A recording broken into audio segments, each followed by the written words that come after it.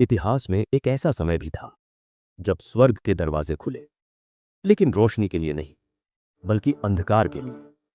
जी हां, आपने सही सुना, अंधकार के लिए। कहा जाता है कि स्वर्ग के कुछ प्राणी जिनके सिर पर महिमा थी, उन्होंने खुद को धरती की धूल से मिला लिया, और उनसे जो संतानें उत्पन्न हुए उन्हें कहा गया नफिलिम। एक ऐसे योद्धा जो न इंसान थे और न ही स्वर्गदूत। कभी सोचा है कि बाइबल में ऐसे भी प्राणी थे जो विशालकाय थे, ताकतवर थे, और जिनका अस्तित्व स्वयं परमेश्वर के विरुद्ध एक विद्रोह था? जी हां, और आज हम उन्हीं स्वर्गदूतों के बारे में जानेंगे। आज हम बात करेंगे गिरे हुए स्वर्गदूतों की संतान की, जिनको नफिलिम कहा गया है, जो बाइबल में शूरवीर और प्राचीन काल के नामी पुरुष कहे गए हैं। अगर वीडियो पसंद आए तो वीडियो को एक लाइक और चैनल को सब्सक्राइब जरूर से कर दीजिएगा। चलिए आगे बढ़ते हैं। जब मनुष्यों की संतान पृथ्वी पर बढ़ने लगी और उनके यहां पुत्रियां उत्पन्न हुई, तब परमेश्वर के पुत्रों ने देखा कि मनुष्यों की पुत्रियां सुंदर हैं, और उन्होंने उनमें से जिन्हें चाहा अपनी पत्नियां बना लिया। उन दिनों पृथ्वी पर नफिलिम थे, लेकिन अब यहां पर सवाल यह उठता है कि परमेश्वर के पुत्र कौन है और उनकी संतान नफिलिम ये कौन थे? कहा जाता है कि प्राचीन यहूदी और मसीही विद्वानों के अनुसार परमेश्वर के पुत्र का अर्थ है स्वर्गदूत। लेकिन ये वो स्वर्गदूत थे जिन्होंने प्रभु की आज्ञा को तोड़ा। उन्होंने धरती पर आकर स्त्रियों से संबंध बनाए, जिससे उत्पन्न हुए नफिलिम। ये प्राणी केवल विशालकाय नहीं थे, बल्कि उनमें एक ऐसा दुष्ट और गैर मानव स्वभाव था जो परमेश्वर की रचना के विपरीत था।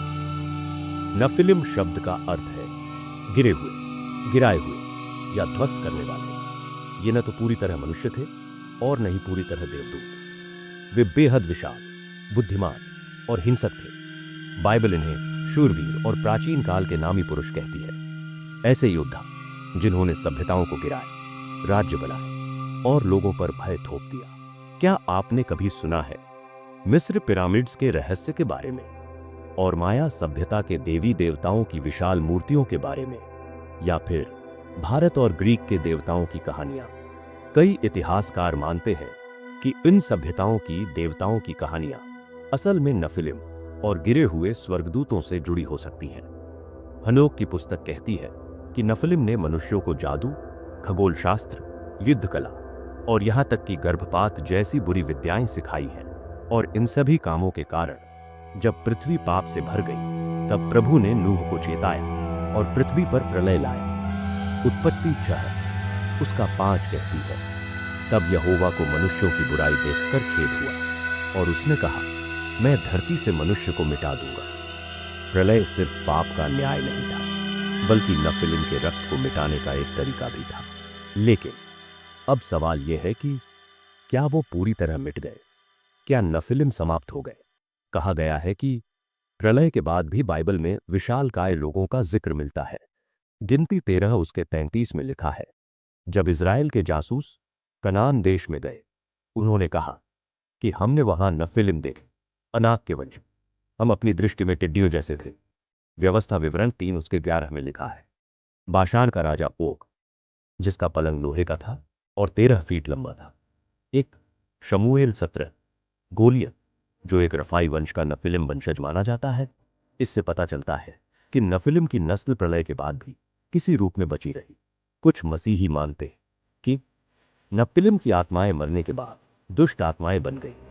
आज के जमाने की जो असाधारण बुद्धिमत्ता, तकनीक या यूएफओ साइटिंग्स हैं, कुछ हद तक नफिलिम और गिरे हुए स्वर्गदूतों से जुड़ी हो सकती है, पर यह विचार वाद विवाद का विषय है। लेकिन बाइबल कहती है इफिसियों 6:12 में, हमारा संघर्ष रक्त और मांस से नहीं, परंतु अधिकारियों के राज्य से और अंधकार की शक्तियों से है। यीशु ने कहा मत्ती 24 उसके 37 आयत में, जैसे नूह के दिनों में हुआ, वैसे ही मनुष्य के पुत्र के आने के समय भी होगा।